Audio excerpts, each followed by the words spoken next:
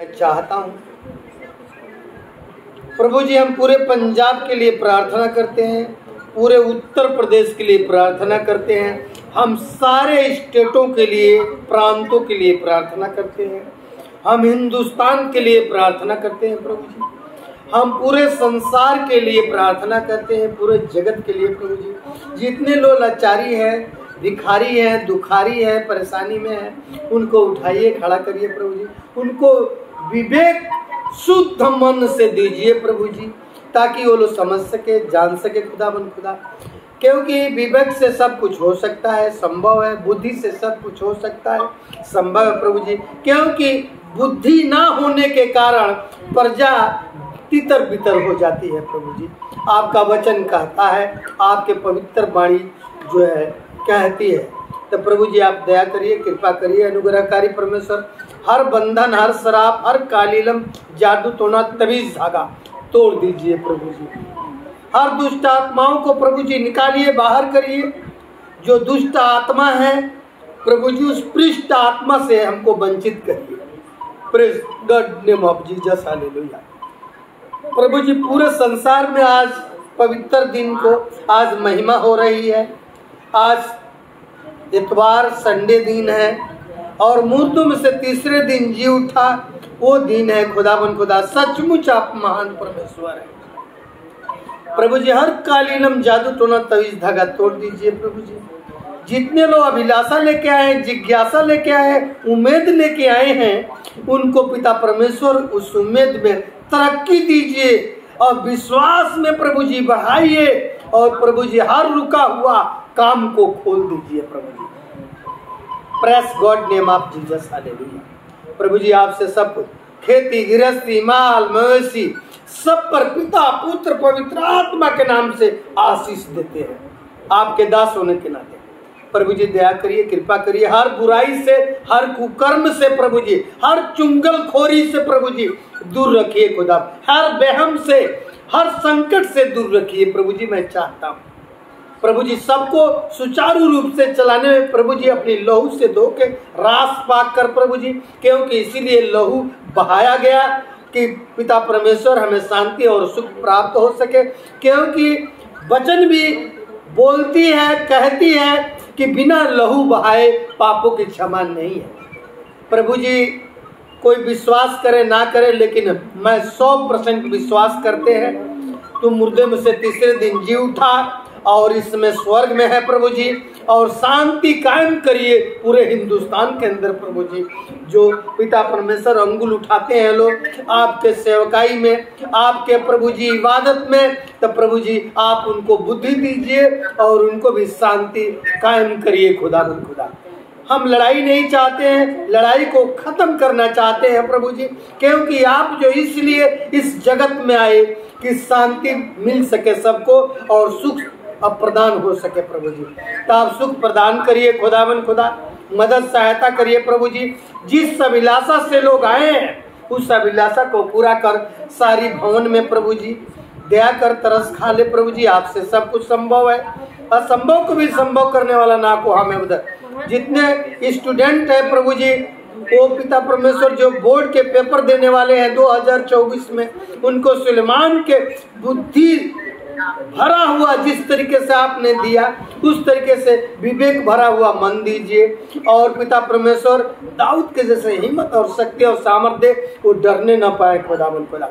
और अच्छे नंबरों से सारे बच्चे और बच्चियां पास होने में प्रभु जी उन लोगों को सहयोग मिल सके प्रभु जी। दया करिए, तरस खा लीजिए। जितने उच्च क्लास के हैं प्रभु जी, उन यूनिवर्सिटी के लिए भी प्रार्थना करता हूँ। वो सारे बच्चों को जो रोजगार के प्रभु जी पढ़ाई करते हैं, डिप्लोमा करते हैं प्रभु जी, डिग्री करते हैं, वो डिग्री का 30 गुना, 60 गुना, 100 गुना बरकत दीजिए प्रभु जी। पिता परमेश्वर आपसे सब कुछ हो सकता है। हम विनती करते हैं, अर्ज करते हैं हाथ जोड़ के प्रभु जी। सचमुच आप महान परमेश्वर है। आप पिता परमेश्वर आदि और अंत, अल्फा ओमेगा है, सेनाओं के यहोवा। आप कृपा करिए, मदद सहायता करिए, सारी जरूरत को पूरा करिए, कोई कमियां कटियां ना होने पाए। आपकी दया, आपकी कृपा, आपके अनुग्रह शुरू से लेकर अंत तक होने पाए। सारी आदर, महिमा, मान, सम्मान हम आप ही को सौंप देते हैं, हैंड ओवर कर देते हैं। दुआ यीशु नासरी के सामर्थी नाम से मांगते हैं, सुनो और ग्रहण करो परम पिता। आमीन, हालेलुया। प्रभु आप लोगों को आशीष दे, बरकत दे, सुख दे, शांति दे। मैं चाहता हूँ अब प्रभु जी आप लोगों को उठावे, खड़ा करें। यदि किसी प्रकार की समस्या हो, समस्या को दूर करें। हर लड़ाई झगड़ा से, हर मुकदमा से दूर करें। मुकदमा आप खुद लड़ें, खुद जजमेंट करें, उनका काम है। इसलिए आप लोग प्रार्थना करिए परमेश्वर से बराबर, और परमेश्वर आप लोग को उठाएगा, खड़ा करेगा और सारी आवश्यकताओं को पूर्ति करेगा। आइए एक आध वचन देखते हैं। वचन क्या कहता है? क्योंकि प्रभु यीशु मसीह ने कहा, वचन जानोगे, वचन ही तुम्हें स्वतंत्र करेगा। हालेलुया। वचन स्वतंत्र करेगा। आपको कौन करेगा?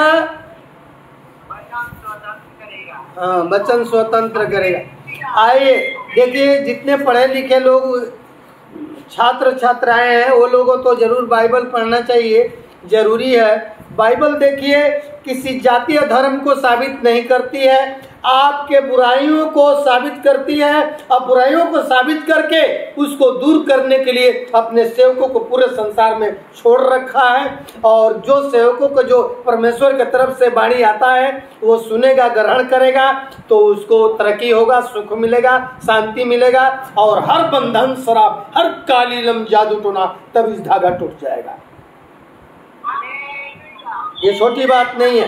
बस आपको डरना नहीं है, क्योंकि बाइबल में स्पष्ट लिखा हुआ है 366 बार 365 दिन होता है।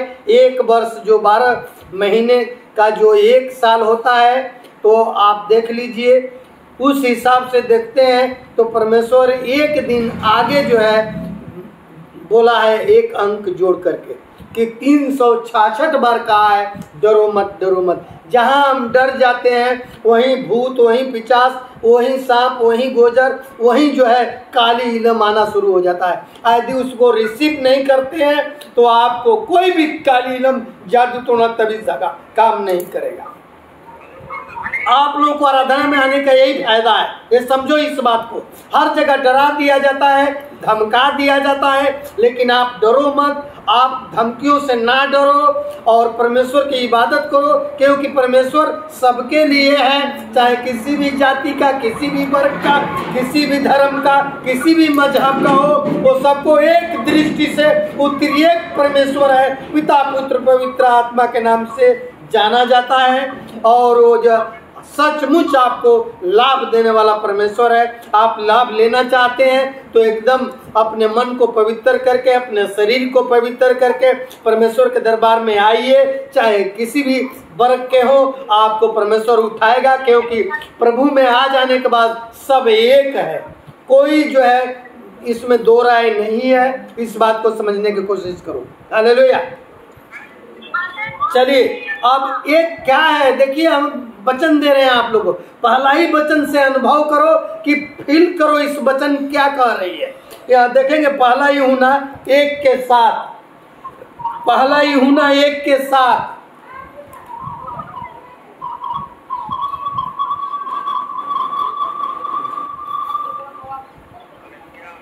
पढ़िए पढ़िए, आप लोग पढ़िए, वचन को पढ़िए। पहला यूहन्ना 1 के 7।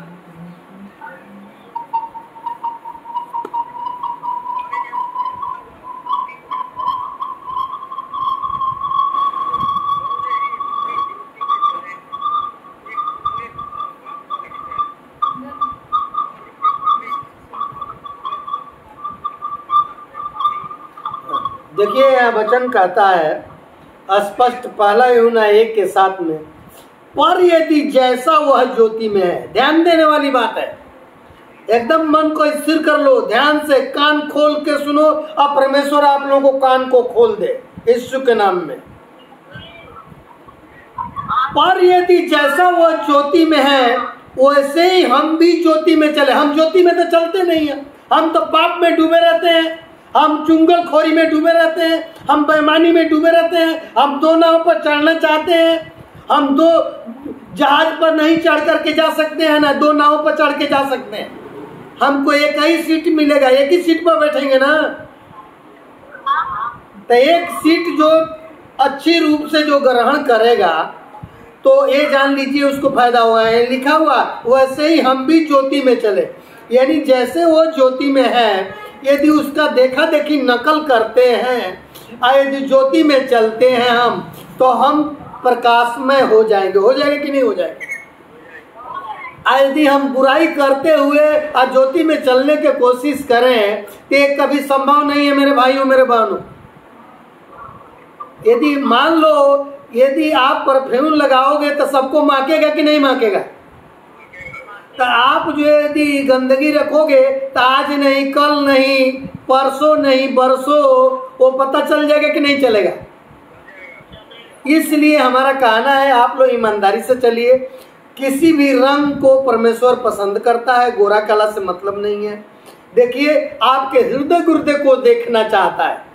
स्पष्ट बाइबल में लिखा है मनुष्य जो बाह्य आकृति को देखता है और परमेश्वर हृदय गुर्दे को देखता है। इसलिए लिखा पर यदि जैसा वह ज्योति में है वैसे ही हम भी ज्योति में चले तो एक दूसरे, यहाँ लिखा है तो एक दूसरे से सहभागिता रखते हैं, यानी कहने का मतलब शेयर रखते हैं, उसके साथ जुट जाते हैं, उससे हमारा प्रेम मोहब्बत हो जाता है, एक गठन हमारा एक बंधन हो जाता है। हो जाता है कि नहीं हो जाता है? और उसके पुत्र यीशु का लहू, यहाँ लिखा है अब सुप्रीम पावर की जो बात है उसकी बेटे की बात हो रही है और लिखा है और उसके पुत्र यीशु का लहू हमें सब पापों से शुद्ध करता है। क्या समझे? सब पापों, ऐसा यहाँ में पढ़ सकते हैं, आप लोग भजन में भी पढ़ सकते हैं, वहाँ स्पष्ट लिखा हुआ है चाहे लाल रंग का पाप हो, चाहे सफेद रंग का पाप हो, चाहे काला रंग का पाप हो, यहाँ स्पष्ट लिखा है हमें सब पापों से शुद्ध करता है। लग गया समझ कि नहीं? अब कोई डार्क में ना रहे, कोई अंधेरा में ना रहे, चाहे उसका कोई भी पाप होगा और जो परमेश्वर के समीप आएगा और ठीक से चलेगा और चाल चलन ठीक रखेगा, यदि उसके अंदर कोई वहम, उसके अंदर कोई शक नहीं है, दूसरे पर दोष लगाने वाला शक नहीं है, तो परमेश्वर उसको उठा के खड़ा करेगा। इसमें कोई शक नहीं है, जान लीजिए। ये आपके ऊपर, आपके अंदर वो आत्मा दिया है, परमेश्वर का आत्मा है जो हमारे अंदर है, जो ये बोल रहा है। इसको खोट ना करो, इसको खेदित ना करो, इसको दुखी ना करो। इसलिए चलिए आइए एक वचन देखेंगे उसी पहला यूहन्ना में 1:9, उसी पहला यूहन्ना के 1:9 पढ़ेंगे, वहां स्पष्ट हो जाएगा।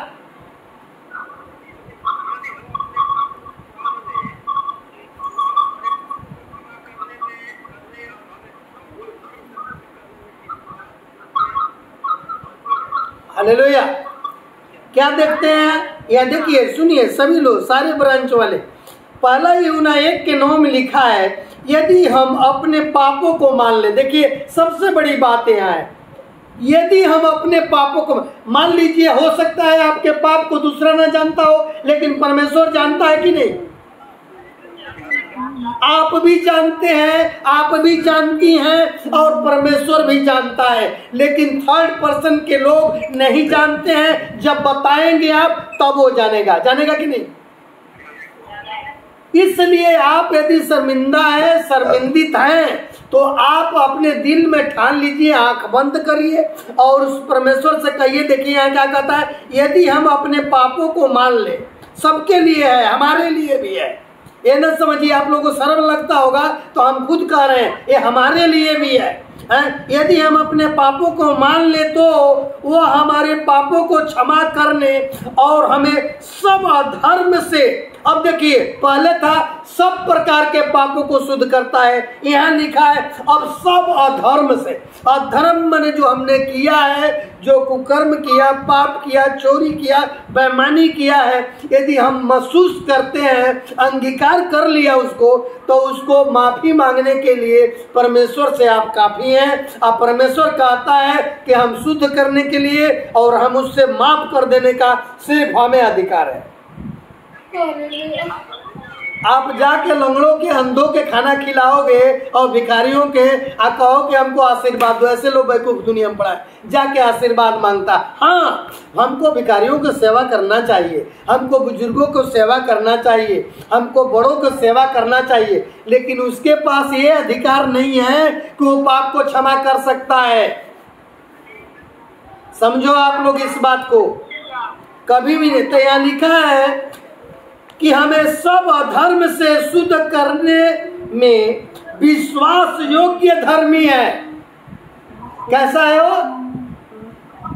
सारे अधर्म से शुद्ध करने में विश्वास योग्य और वो क्या है? धर्मी है।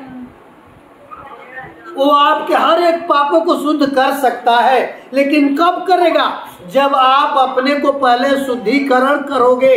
शुद्धिकरण में क्या करना है? आपने क्या करना है? खून बहाना है? नहीं जी। क्या आपको कत्ल करना है? नहीं जी। आपको अपने आप को बलिदान देना है? नहीं जी। आप वही पढ़ेंगे रोमियो 12 के जब 1 वहाँ लिखा है कि वहाँ स्पष्ट कर दिया है इस वचन से कि देखिए वहाँ रोमियो 2 के 12 में कि आपको जीता जाता और परमेश्वर के भावता हुआ बलिदान चढ़ाओ। कैसा?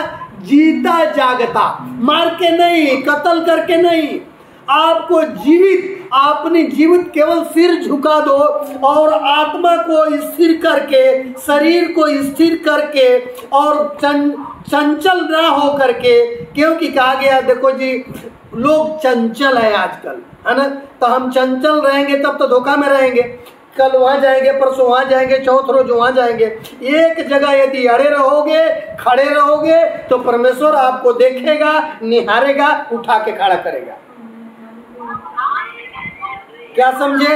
इसमें कोई शक नहीं है। इसलिए आपको जानना पड़ेगा। नहीं जानेंगे तो विश्वास योग्य वो धर्मी है। आप विश्वास करोगे तो उसका वो योग्य है कि आपको धर्मी ठहराएगा, और आपको भी ये नहीं कि अपने धर्मी रहेगा।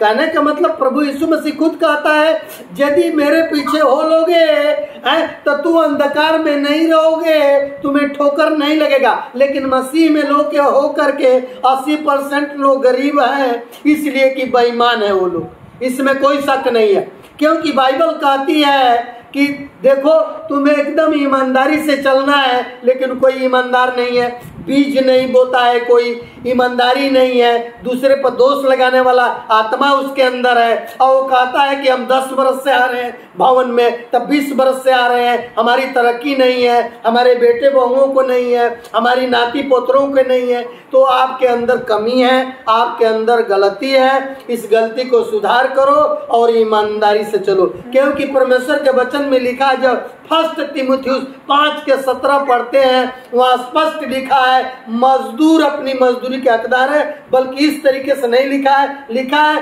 दावने वाले बैल का मुंह न बांधना, क्योंकि मजदूर अपनी मजदूरी के हकदार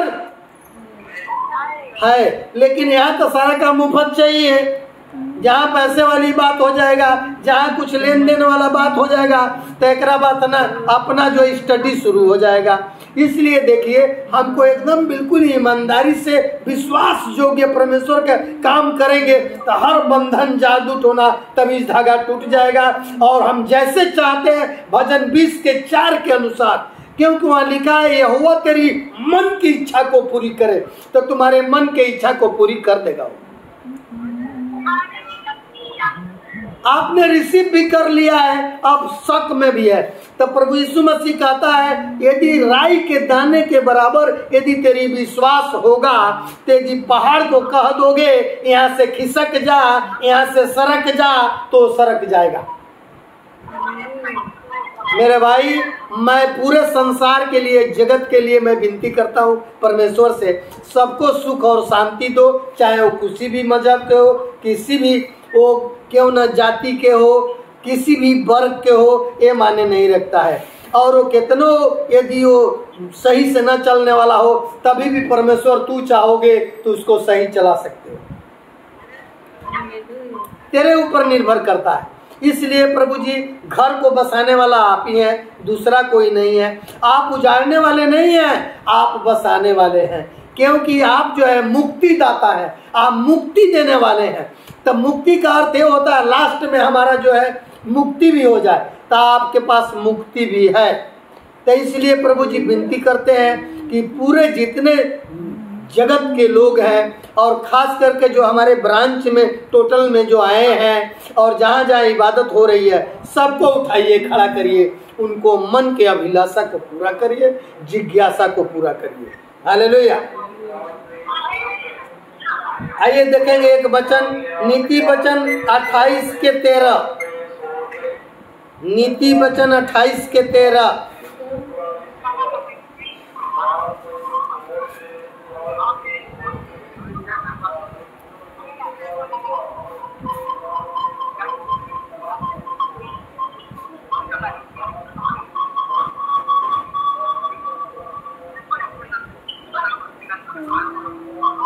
दुनिया भर के लगा लेते हैं, कोई कहीं करते हैं।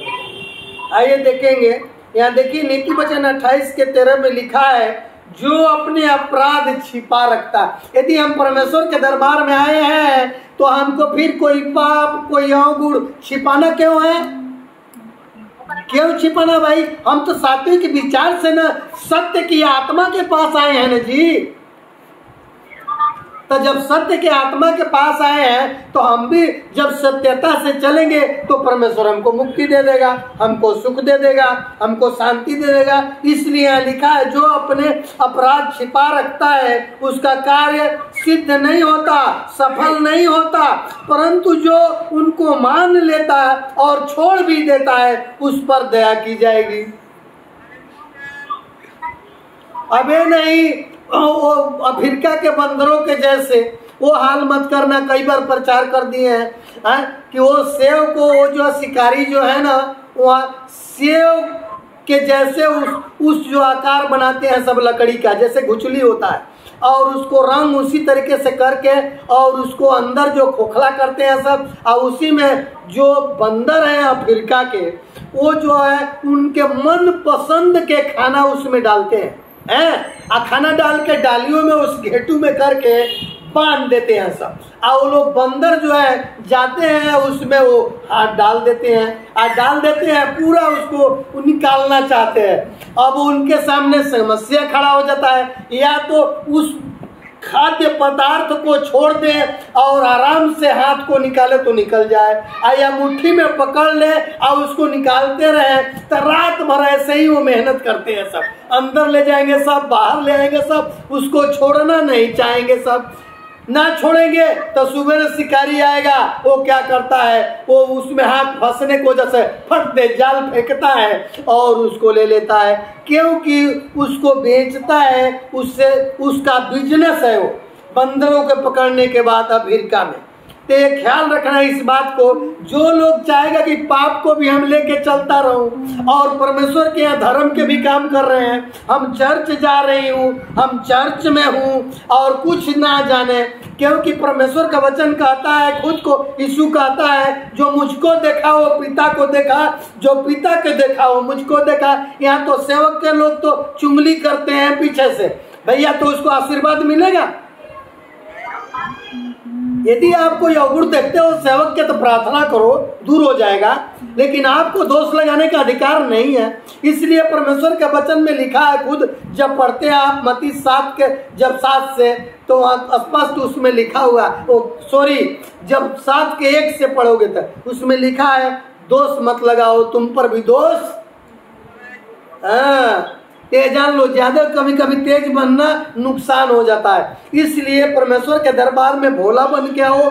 इसीलिए जब पढ़ते हैं जब मत्ती 28 के जब 11 के 28 25 देखते हैं, 11 के 25 में वहाँ लिखा, परमेश्वर जो है बच्चों के साथ जुट जाता है। किस तरीके से?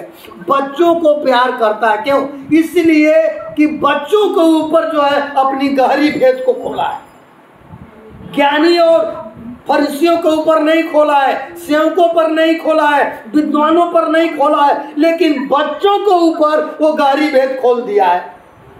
क्यों? आखिर बच्चों का जो दिल बिल्कुल साफ होता है, कोई पाप नहीं होता है। आप लोग बच्चों का दिन बना करके आप लोग सेवा में आया करो, परमेश्वर की इबादत करने के लिए आया करो, मन को साफ करके आओ। ये नहीं कि आप किसी को डाउन करने के लिए अच्छे से अच्छे कपड़ा पहन के, अच्छे से अच्छे क्रीम लगा करके, परफ्यूम मार के आओ कि हमारा ज्यादा वहाँ कीमत हो जाएगा, तो आप सबसे नीचे दिखाए जाओगे परमेश्वर के यहाँ। ये जान लीजिए, इसलिए आप परमेश्वर के नाम को महिमा देने के लिए, परमेश्वर के नाम को ऊंचा करने के लिए आइए, तो परमेश्वर आपको खुद जो है नीचे रहोगे तभी भी आपको ऊंचा कर देगा। छोटी बात नहीं है, इसलिए इस बात को जानो। इसीलिए यहाँ लिखा है अपनी अपराध छिपा रखोगे तो कार्य सिद्ध होगा कभी। आपको अपने अपराध को छोड़ना होगा और अपने अधिकार, अपराध जो है उसको अधिकार के साथ उसको भगाना होगा, उसको ग्रहण नहीं करना है, उसको इग्नोर कर देना है, दरकिनारा कर देना है, तो आपको परमेश्वर उठाएगा। ख्याल रखिएगा। इसलिए यहाँ लिखा हुआ है जो अपने अपराध छिपा रखता है उसका कार्य सिद्ध नहीं होता, परंतु जो मान लेता है उनको है तो क्या हो जाता है और छोड़ भी देता है तो उन पर दया की जाएगी। क्या किया जाएगा? उनके ऊपर दया किया जाएगा। तो आप यदि दया के पात्र तब हो जबकि आप उसको छोड़ दो। अब ये नहीं कह रहा बाइबल, आप रोमियो 2:23 देखना क्या लिखा हुआ वहां, और रोमियो 3:23 देखना, एक 10 देखना क्या लिखा है। वहां स्पष्ट लिखा है कि देखो यहाँ कोई धर्मी नहीं है, सब पापी हैं और एक भी धर्मी नहीं है। तो हम सभी एक ही कैटेगरी में आ गए, एक ही कैटेगरी में आ गए। इसलिए हमको हमेशा अपने पाप को समझना है कि हम पापी रहे हैं, लेकिन अब पापी नहीं है। अब हम रोज परमेश्वर के लहू के द्वारा जो है हम शुद्ध किए जाते हैं और हमको रोज बरकत मिलती है, तरक्की मिलती है जब परमेश्वर से जुटे हैं। तो नहीं जुटे हैं, चाहते हैं कि हमें कुछ मिल जाए, तो संभव नहीं है मेरे भाई। आओ लास्ट का एक वचन पढ़ेंगे, उसी नीति वचन 28 के 14 वचन देखो लास्ट में क्या लिखा हुआ है।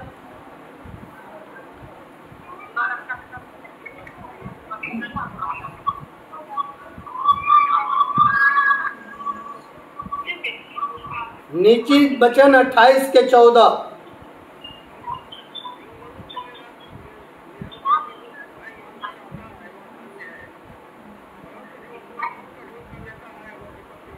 बस देखिए यहाँ क्या लिखा हुआ, स्पष्ट है। यहाँ सबके लिए कह रहे हैं, कान एकदम खोल के सुनो। कान को खोलोगे नहीं तब तक नहीं। प्रभु से कहो कि हमारे कान को खोल दे, यदि नहीं खुला है तो। ये लास्ट कहा गया ना, अंत भला तो सब भला। ये लास्ट में देखो क्या लिखा है, जो मनुष्य निरंतर प्रभु का भय मानता रहता है वह धन्य है। जो निरंतर भय मानता है, यहाँ तो मसीह में आ गए, चाहे बपतिस्मा ले लिए, चाहे 2 बात जान गए, 2 वचन जान गए, तो समझते हैं हम ही सब कुछ है। जी नहीं, आप अभी इंटर किए हैं उस दरवाजे पर। आप ये मत समझो कि आप स्वर्ग में चढ़ के जा रहे हैं, आप इस बात को समझो। इसलिए आप भय के साथ लगातार आओगे भवन में, तो सबके लिए मैं कह रहा हूँ वो बरकत पाएगा, चाहे उसका पतो हो, चाहे उसका बेटा हो। उस खुद को, उसकी माँ, उसकी बाप उसको आजाद नहीं करा पा रहा। इसीलिए लिखा है प्रभु के वचन में, आप बस तो तेरी घराना। प्रेरितों 16:31 कहाँ लिखा है? प्रेरितों 16:31 में लिखा है, आप बस तेरा पूरा घराना उधार पाएगा। हालेलुया। यहाँ लिखा है, परंतु जो अपना मन कठोर कर लेता है वह विपत्ति में पड़ता है। जो व्यक्ति मन को कठोर करेगा वो विपत्ति में तो पड़ेगा ही पड़ेगा। इसलिए परमेश्वर के यहाँ उदारता से आइए, घमंड मत करिए। घमंड करना ही है तो इस बात को करिए कि परमेश्वर को मैं जानता हूँ, परमेश्वर हमसे लिंक रखा है। क्योंकि आप उससे लिंक रखोगे तो अभी लिंक रखेगा, तभी ना उद्धार होगा जी, न तो नहीं होगा। तो यहाँ तो लोग कहेंगे जाके दूसरे साहब मसीही हैं। मसीह कहने से नहीं होगा भाई, आप मसा किए हैं तो अब मसा किया हुआ आपके अंदर चमकना भी चाहिए कि आपके अंदर है, ब्राइटनेस है कि नहीं, लाइट है कि नहीं, चमकदार है कि नहीं। यहाँ 80% लोग गरीब है मसीह में, क्यों है? इसका मतलब वो मसीह को ठीक से जाना नहीं, उसके घर में बरकत नहीं है, उसके घर में तरक्की नहीं है, उसके घर में सुख नहीं है, उसके घर में शांति नहीं है। वो दौड़ता फिरता है, कहाँ 10 रुपया कर्जा खोज लिए थे कहीं से जाके, हैं? और कहेगा कि हम मसीह को मानते हैं, क्योंकि जिन्होंने मसीह को पा लिया वो सारा खजाना पा लिया, किसी से मांगने की जरूरत नहीं है।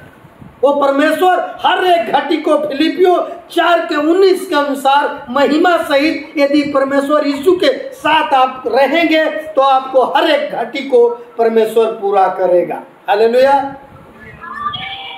प्रभु इस वचनों को द्वारा आप लोग को आशीष दे। Amen. Okay, God bless you.